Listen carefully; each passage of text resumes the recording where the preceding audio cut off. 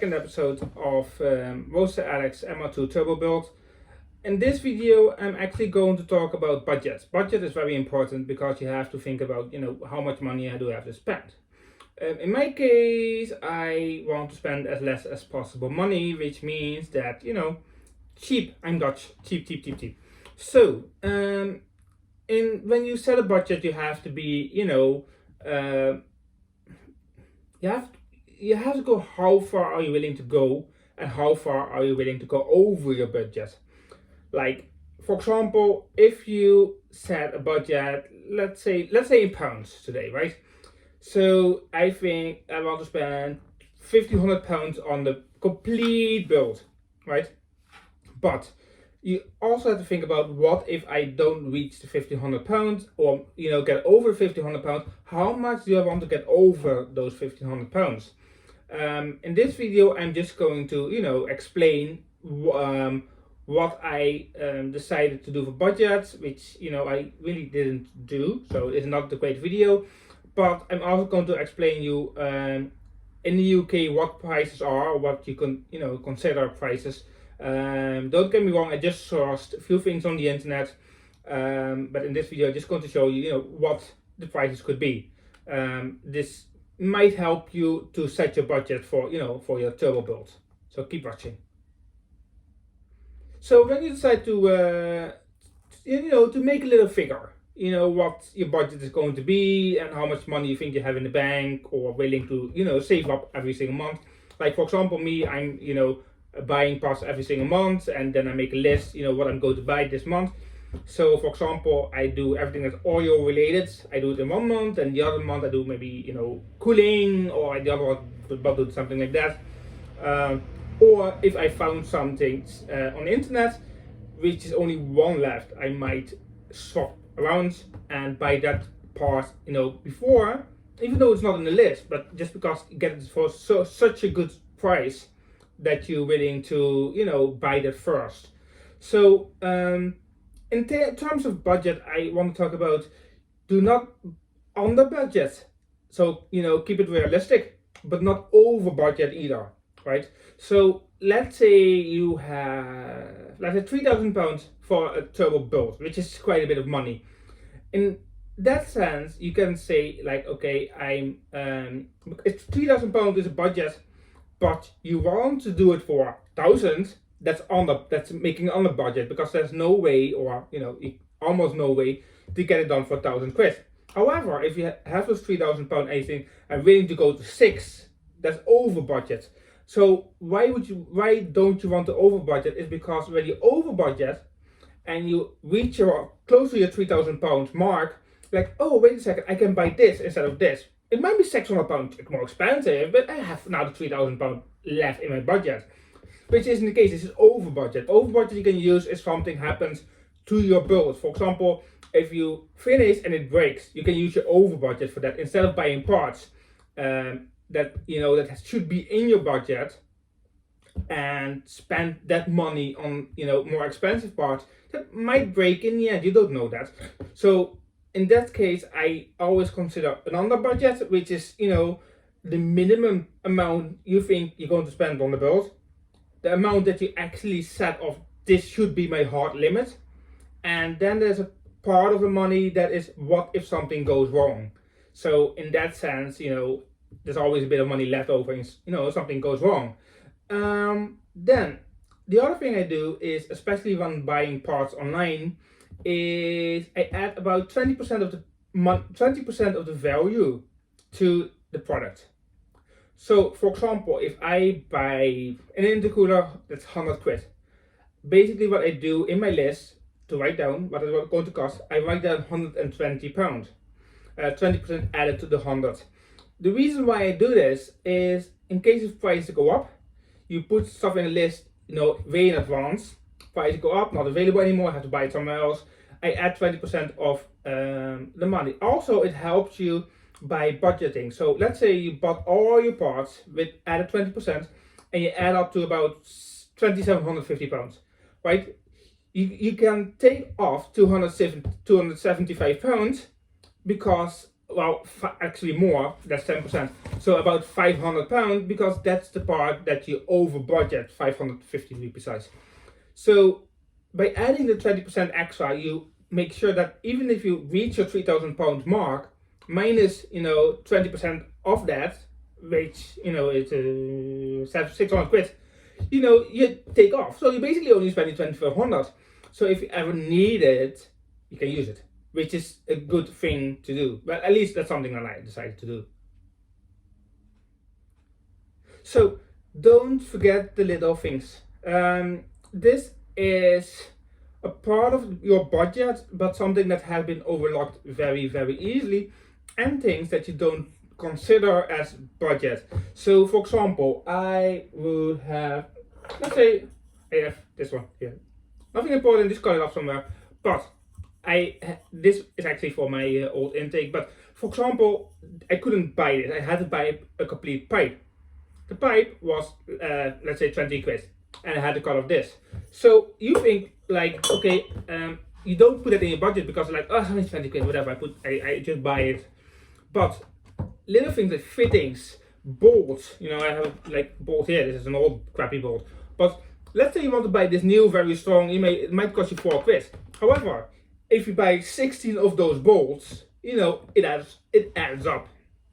So little things, fittings, hoses, little pipes, any like a fitting on the turbo, any little thing that you need later, don't overlook them, because they add quite a bit of value to the turbo build. For example, I don't know if you can see it here, but there, that's this is an AN12 to barb fitting. That was 10 quid, just that little piece of converter, I call it.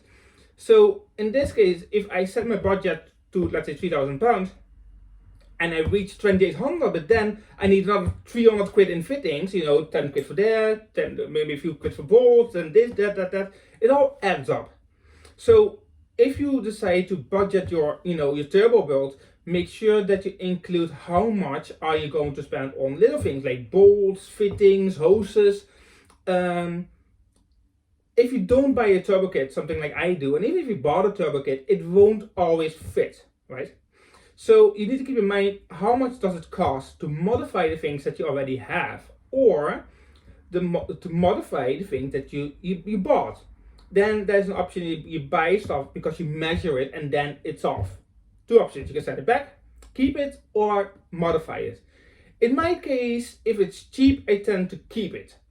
Waste of money, but it's something that you should consider when setting a build and a budget, because if you spend 10 quid on something, right, you end up, it's the wrong one. If you're like, you know what, I keep it.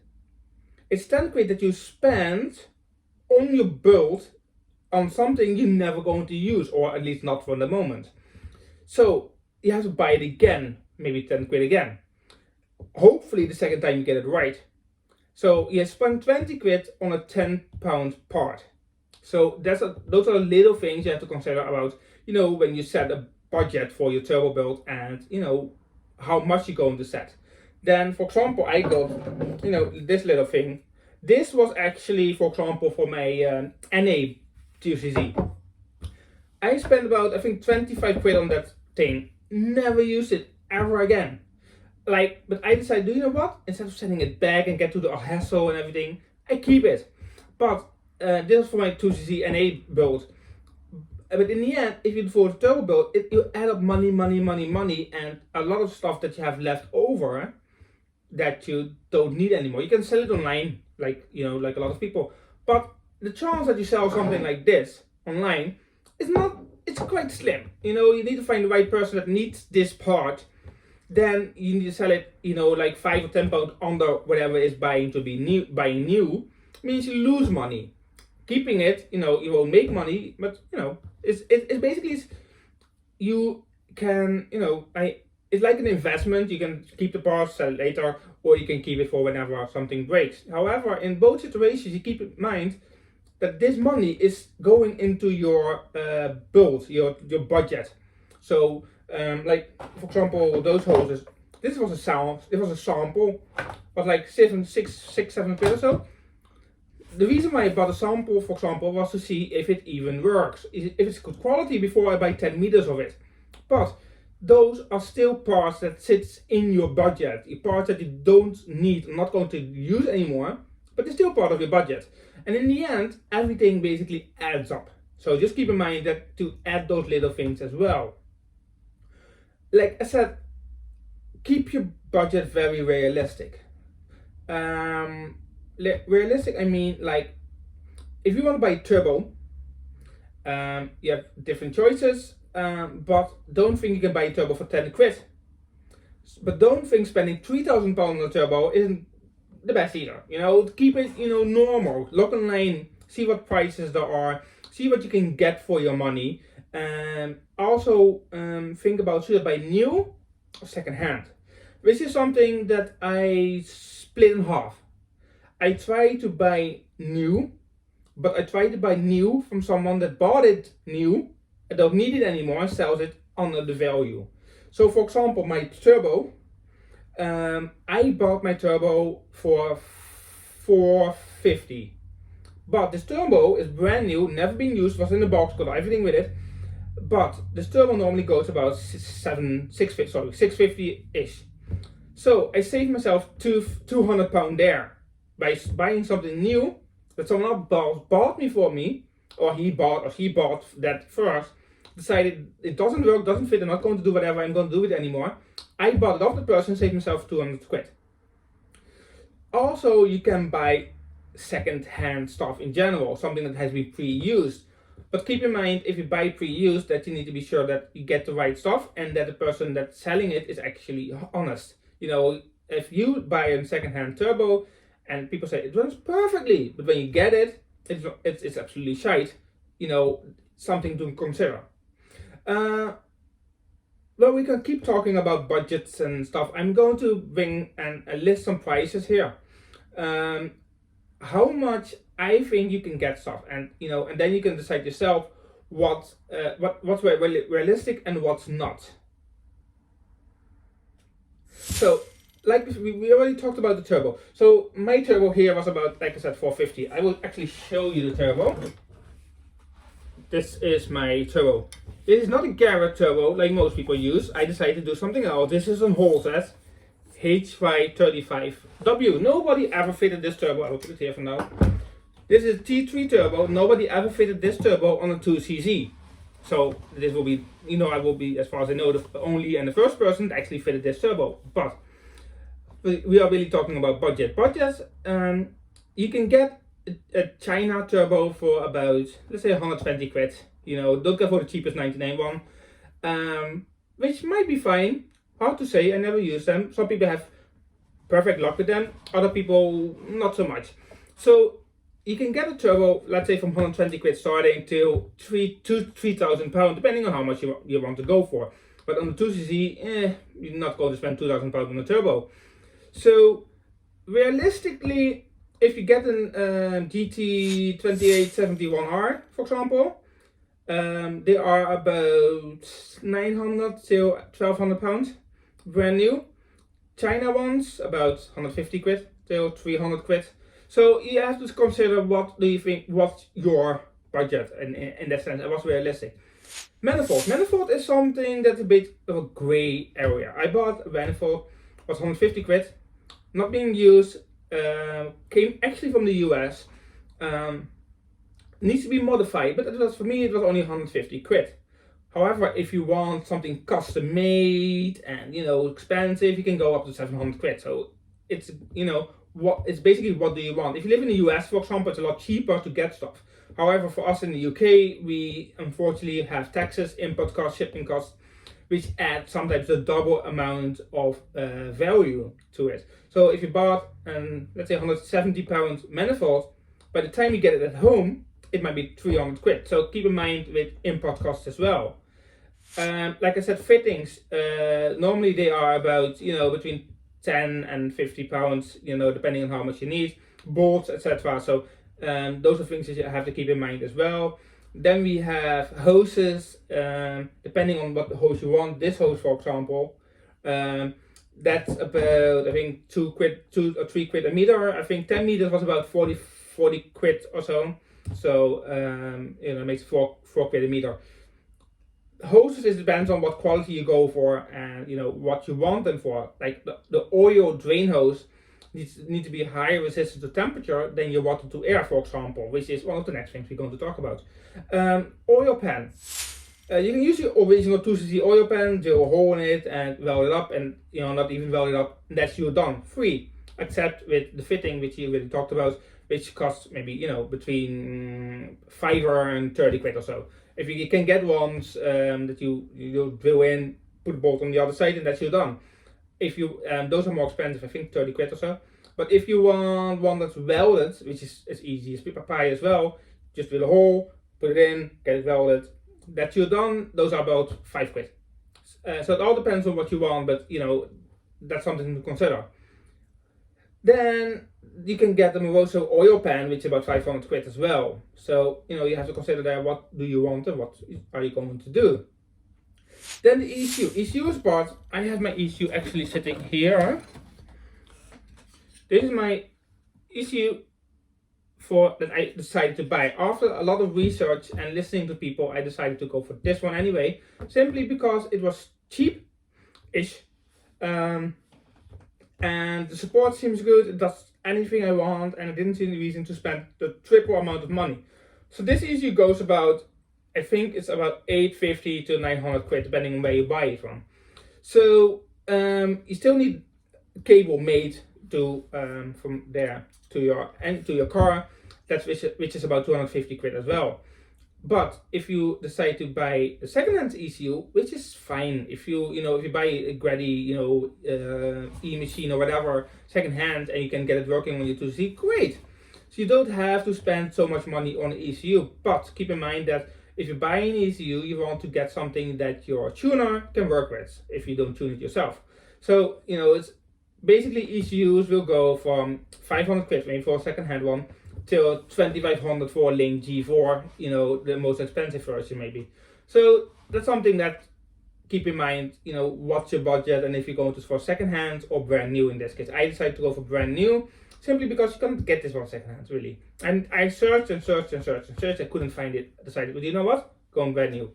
So it wasn't too bad. Then Racecase, something that's being overlooked. This turbo, for example, came with an internal wastegate. I have it somewhere. I don't know where. It's somewhere here in the floor, on the ground. I don't know where. But this turbo came with an internal wastegate. However, this turbo doesn't work well with internal wastegate. And it has been tested, documented, and everything. So I knew I'd go an external wastegate.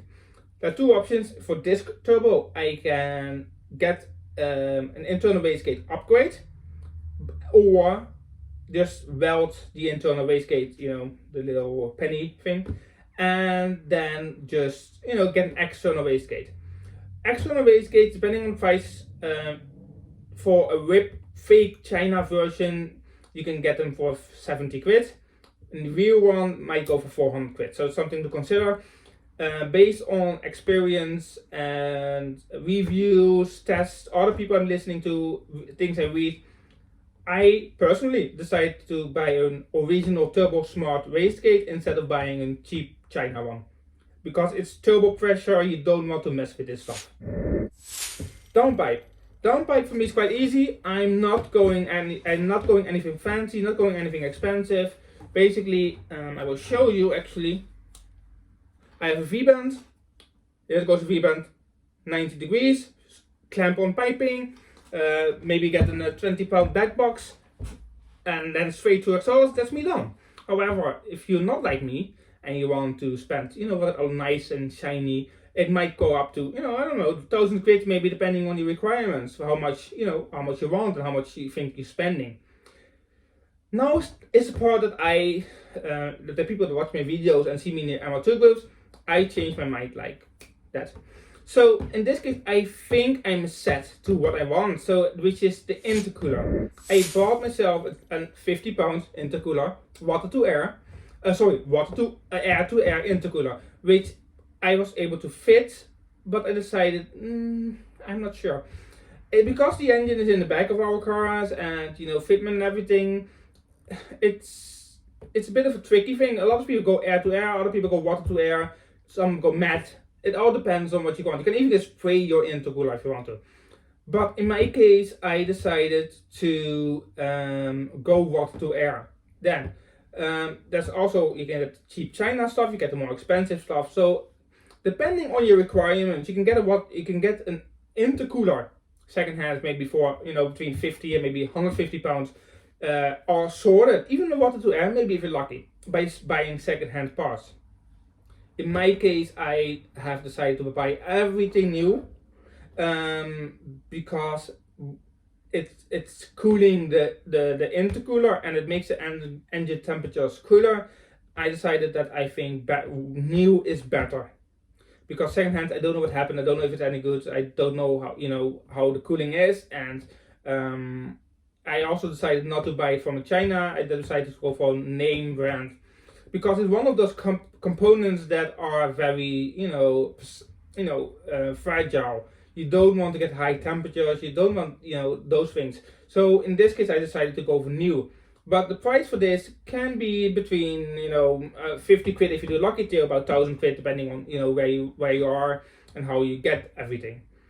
Then there are injectors. Injectors are basically your fuel that you need to power the extra power that you get from this thing over here. I got RC440 injectors in my car because I thought that will be fine. This is fine to about 290 horsepower. I calculated, not real horsepower. If you are aiming for 250, 275, 440cc is fine. However, I might go more. I might have a little bit of play. If you're aiming for about 300 horsepower, you need about 550, 600cc, depending on your tuner. You might be thinking, I might want a fuel return, I might want, aftermarket fuel pressure regulator, all those things. So keep in mind, those things add a lot of money to it.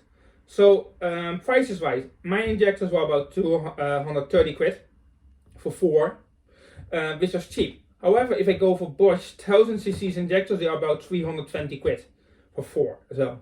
Then a fuel pump, which is just the fuel pump itself, the cheapest I could find, which is apparently quite good, is a quantum fuel pump, but they are about 80 quid.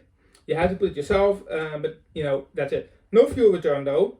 If you want one, you have to make one, or you have to get a kit. There's a guy on Facebook, I think it's David Brownlow, top of my head, but he's in the MR2 groups, and he sells a plug-and-play drop-in solution to get a fuel return, which is great.